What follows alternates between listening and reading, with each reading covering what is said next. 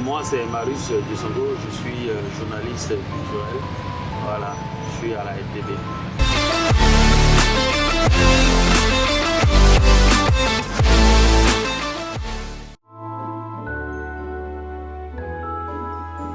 Rapidement, si on va parler de la technologie, c'est un vaste ensemble. Hein. On va parler même du streaming. Voilà, le streaming que tout le monde connaît, c'est l'écoute payante d'une musique. Voilà, tu écoutes, tu ne peux pas télécharger, mais tu peux écouter ça de façon continue. Le streaming, c'est une révolution totale. Ça permet donc aux artistes d'engranger de l'argent, de voir les résultats en même temps de façon palpable. Quoique, même au niveau du streaming, j'ai suivi des documentaires où il y a la possibilité parfois de biaiser des streamings, où il y a des laboratoires qui streament, qui sont c'est des robots pour certains artistes parce qu'ils ont besoin de ça pour dire qu'ils ont fait tel nombre de ventes pour être dans certains fichiers, ainsi de suite. Mais nous, dans nos pays, nous ne sommes pas encore là. Nous ne sommes, au niveau du streaming, nous sommes quasiment pas existants. Voilà, un artiste burkinabé, on parle même de ce qu'il a eu comme stream parce que son album sort ou un single sort. Donc c'est une bonne révolution.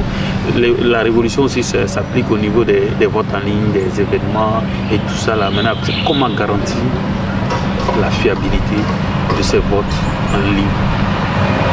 Comment garantir le sérieux de ces votes en ligne? Ça demande à ce qu'il y ait des structures spécialisées qui en font un business avec de concert avec l'organisateur pour faire sortir quelque chose de vraiment potable et de vraiment sérieux. Ça peut être un plus comme un moins. Le plus, ça permet peut-être aux cérémonies de récompense de gagner de l'argent. Ça c'est le plus. Parce qu'on sait avec la réalité des sponsors et des partenaires, si vous organisez un événement, pour avoir un sponsor ou un partenaire, c'est un problème. Mais si vous avez, c'est un modèle économique. Et si vous avez ce modèle économique où les gens participent réellement, si c'est à travers un SMS où on peut gagner de l'argent, si c'est en ligne, je ne sais pas comment ça se passe, mais qui peut permettre aussi de gagner de l'argent, je pense que c'est un modèle économique assez fabuleux pour les organisateurs des événements. L'autre aspect qui n'est pas forcément vrai, c'est que ça n'atteste pas véritablement de la valeur de quelqu'un. C'est par exemple si on dit qu'on est du public un tel, ça ne veut pas dire pour autant que c'est le public là, ces fans qui se sont levés véritablement qui ont voté pour lui. Parce qu'il y a des voix suscitées. Il y a des gens qui vont voir des mécènes, des parents, des gens qui ont l'argent, qui votent pour eux.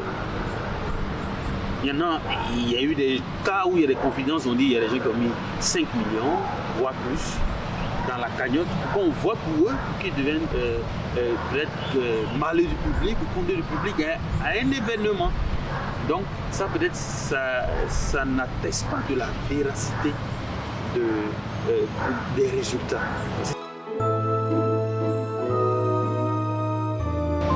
D'abord, pour que ça fasse sérieux, il faut avoir les services d'industrie, de justice. 2, pour la crédibilité et la transparence, il faut donner le nombre de votants. 3, il faut que le lauréat en question, par exemple dans la catégorie publique, puisse partir avec une manne financière et qui peut être même déterminée. On peut dire non, il peut avoir les 1/5 ou le tiers, je ne sais pas moi, de ce que la cagnotte du vote public peut remporter. Imagine, lorsqu'on dit ça même, ça va créer encore beaucoup plus d'engouement. Je serais peut-être prêt à mettre 5 millions si je sais qu'à terme, je vais avoir 10 millions, 15 millions. Voilà, donc je pense qu'il y a ces aspects-là qu'il faut prendre en compte. Il faut véritablement se documenter. Il faut se documenter. Vous voyez, les majors sont venus, comme Universal Sony en Afrique, pour venir signer des contrats avec des artistes. Les gens sont précipités à aller prendre des contrats et tout, sans connaître tout ce que cela en fait. Il faut se documenter sur la musique à l'ère du digital. à l'ère du digital, comment l'édition de la musique devient.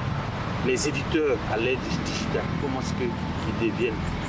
Le streaming à l'ère du digital, comment fonctionne le streaming. Comment est-ce qu'on peut faire pour avoir plus de stream, pour s'en tricher, hein?